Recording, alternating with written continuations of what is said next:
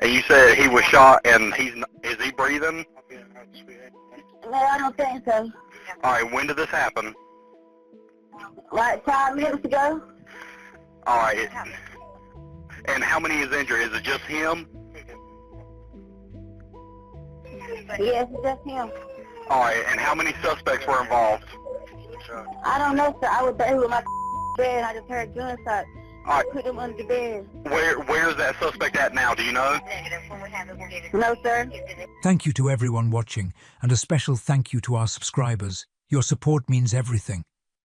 If you haven't subscribed yet, please consider doing so. A quiet home on Sweet Amy Lane.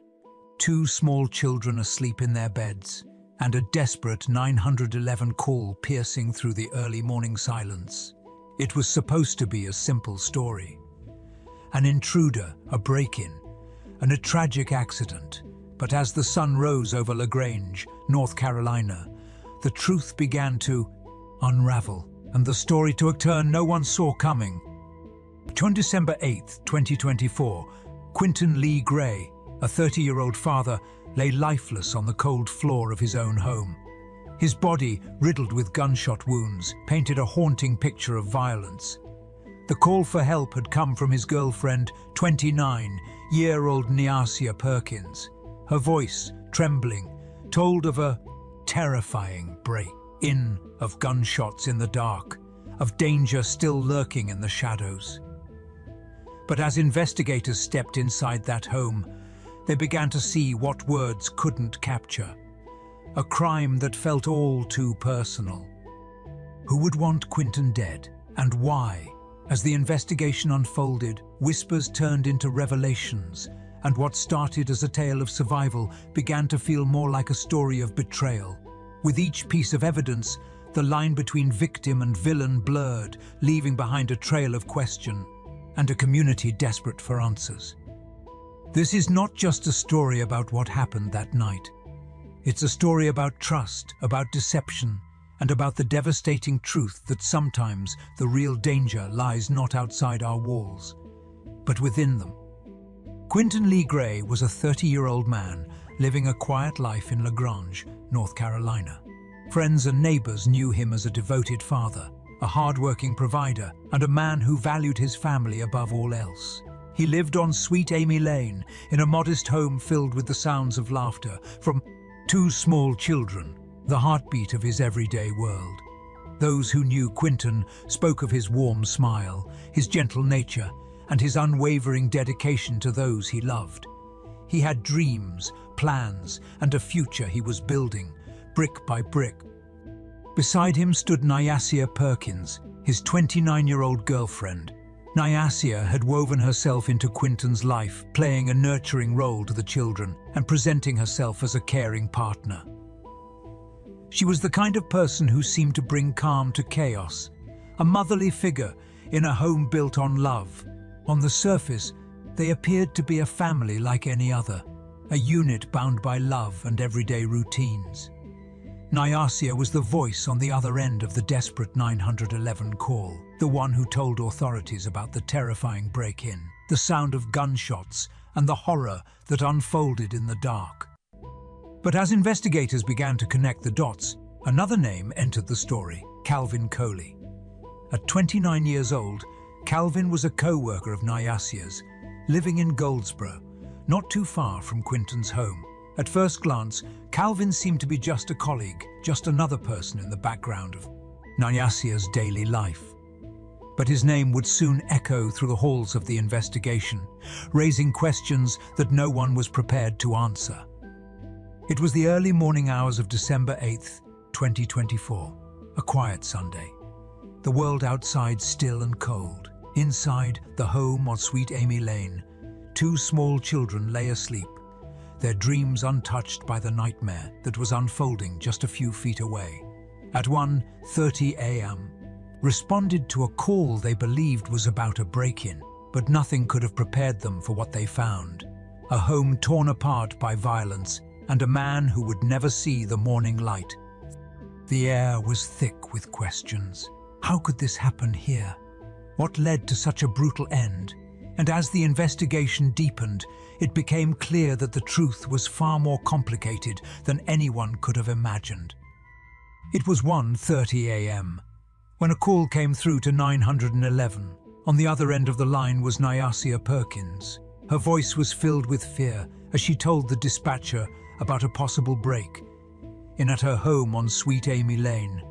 She spoke of gunshots, of danger, of a threat that felt all too real. Deputies from the Lenoir County Sheriff's Office rushed to the scene, expecting to confront an intruder, a burglar caught in the act.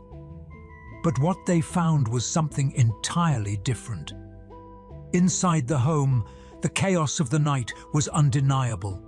Quinton Lee Gray, just 30 years old, lay lifeless on the floor. His body bore the brutal evidence of multiple gunshot wounds. Blood stained the floor, the walls, a stark reminder of the violence that had erupted in what should have been a safe place. The children, just steps away, were unharmed physically, but their world had been shattered in an instant.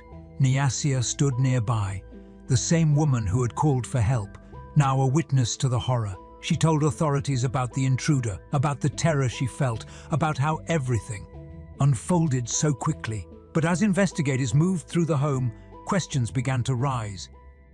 The initial theory seemed straightforward: a home invasion gone wrong, a man killed while protecting his family.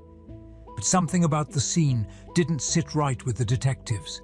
There were no signs of forced entry, nothing appeared to be stolen, and as they pressed Nyasia for more details, subtle inconsistencies began to emerge in her story.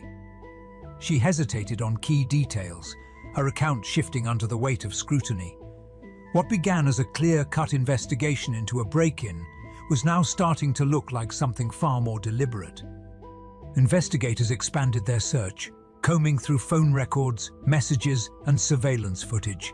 They began to piece together a timeline, a narrative that pointed to a different kind of story.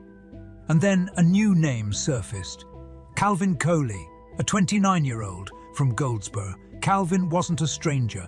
He was a co-worker of Nyasia's, someone she had known for months, maybe longer.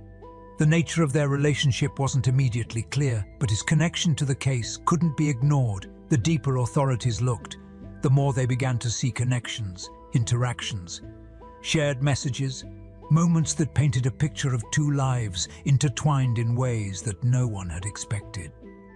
On January 17, 2025, more than a month after Quinton's death, authorities made their move. Nyasia Perkins and Calvin Coley were both arrested. They were charged with first-degree murder and felony conspiracy. The weight of those charges spoke volumes. This was no random act of violence. According to investigators, this was planned, thought out, executed with intent. The woman who had once appeared as a frightened girlfriend was now being named as a suspect, alongside a man whose role in the tragedy was still unclear. With their arrests came a flood of questions. What was the true nature of the relationship between Nyasia and Calvin?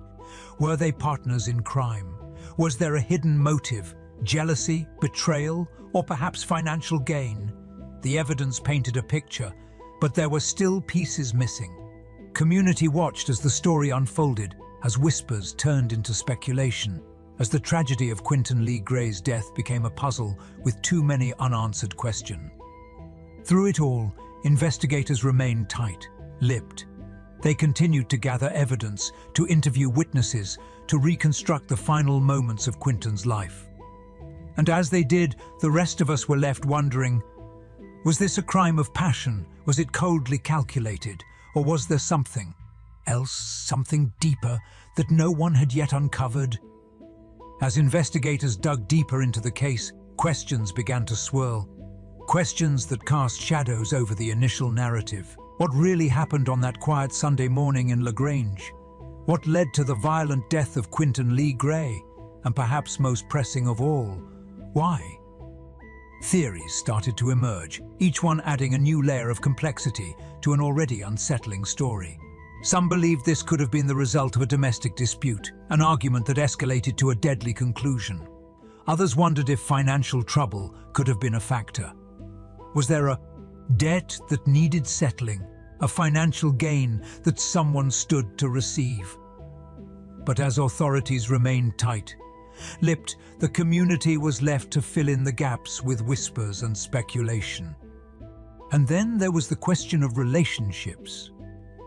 Quinton and Nyasia had been together for some time, sharing not only a home but also the responsibilities of raising 2 young children.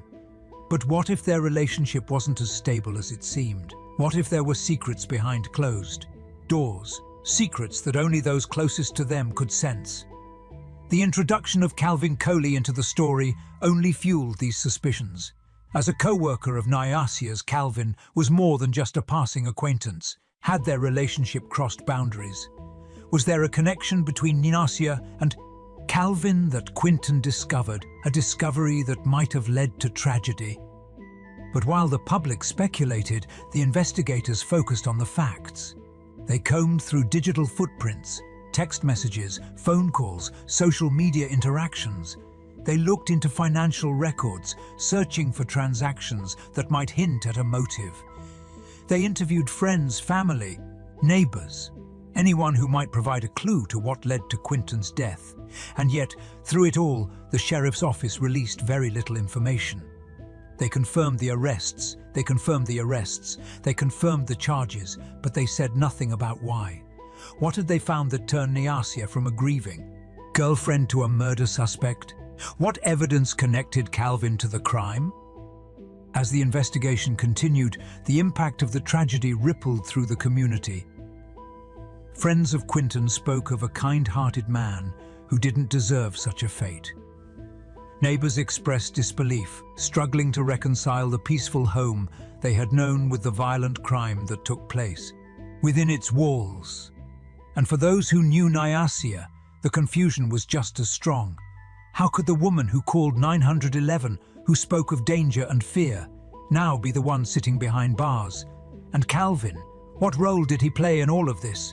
Was he a manipulator, a willing accomplice, or something else entirely? But while adults struggled to make sense of the unfolding story, there were 2 voices that remained silent. The voices of the children, 2 small children who were in the home that night. 2 children who may have heard the gunshots, who may have seen things that no child should ever see. Trauma were they carrying? Who was comforting them in the absence of their parents? And what would their futures look like, shaped by a night they might not fully understand, but would never forget? As the story continued to unfold, the community gathered in quiet reflection. Candlelight vigils were held for Quinton, with soft prayers and quiet tears. Support poured in for the children, with neighbors offering what comfort they could. But beneath the surface, there was a sense of unease. Quinton's death wasn't the result of a random break-in. Then what did it mean? Was there a darkness within the home that no one had seen until it was too late? And if so, how had everyone missed it? The turning point had arrived.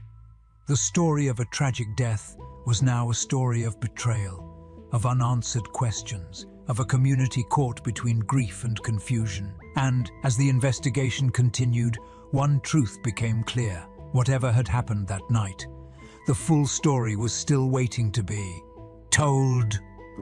As the dust began to settle, the community of Lagrange was left with more questions than answers.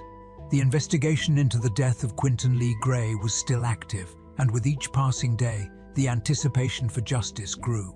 The legal process had only just begun, and the road ahead was anything but clear. Nyasia Perkins and Coley, both now behind bars, were facing serious charges. First-degree murder and felony conspiracy. These charges carried the weight of a potential life sentence, and possibly more. But as they sat in their jail cells, awaiting the day they would face a judge and jury, the story outside continued to unfold. The legal system moved slowly, with investigators piecing together evidence, prosecutors building their case, and defense attorneys preparing for what promised to be a long and complicated trial. There were whispers of what might come next. Would there be plea deals, or would the case go to trial? If it did, what story would each side tell? Would Perkins and Coley point fingers at each other, or would they present a united front, maintaining their innocence? And if the trial did proceed, what impact would it have on the small community that was still grappling with the shock of Quinton's death? Death? As the case remained open, legal experts weighed in on potential outcomes. Some suggested that the evidence must be strong to support such severe charges, while others cautioned that without a clear motive, the prosecution might face challenges in proving their case beyond a reasonable doubt. The community, meanwhile, held its breath, knowing that the answers they sought might not come for months, or even longer. But while the legal process moved forward, life in Lagrange did not stand still. Friends and family of Quinton gathered to mourn his loss, holding quiet memorials in his honor. The front yard of his home on Sweet Amy Lane became a makeshift memorial, with flowers, candles, and handwritten notes, placed gently by those who loved him. The soft glow of candlelight in the evenings was a poignant reminder of a life lost too soon. For those who knew Quinton, the grief was deep and personal. They spoke of his kindness, his dedication to his family, his love for his children. They shared memories of laughter, of quiet moments, of the simple joys that made him who he was. And as they mourned, they struggled to reconcile the man they had known with the tragedy that had unfolded. The community too was left reeling. Many had known Nyasia Perkins as well, a mother, a partner, a friend. To see her in handcuffs, accused of such a serious crime, was a shock that rippled through every conversation, every shared glance. And then there was Calvin Coley, a name that many hadn't heard before, but now could not forget. His connection to Nyasia, his alleged role in Quinton's death, these were the pieces of the puzzle that no one had seen coming.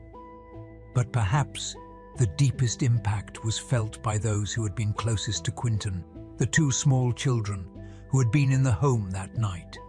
The reality of their situation was a heartbreaking reminder of the collateral damage of violence. These were children who had lost a father, who now faced an uncertain future with their mother behind bars. The community came together to support them, offering love, shelter, and a sense of normalcy. But no matter how much support was offered, nothing could change the reality of what they had endured. The resolution of this story was far from complete. There were still hearings to be held, testimonies to be given, and eventually a verdict to be reached. But even as the story continued to unfold, the legacy of Quinton Lee Gray remained. He was more than just a victim in a tragic story. Father, a friend, a life that had touched many others.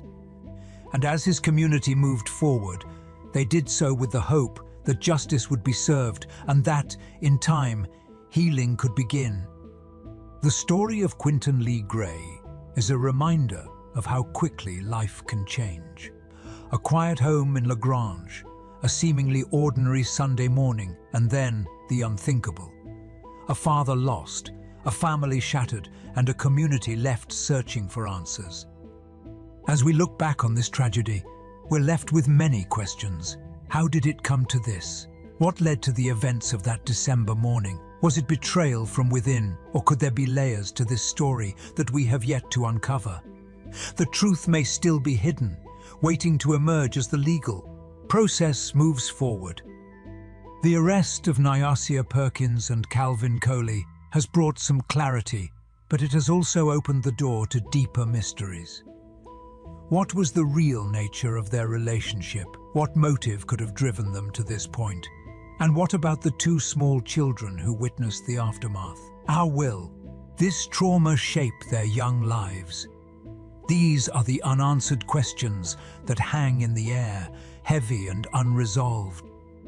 As the legal system takes its course, we must remember that everyone is innocent until proven guilty. The story isn't over yet.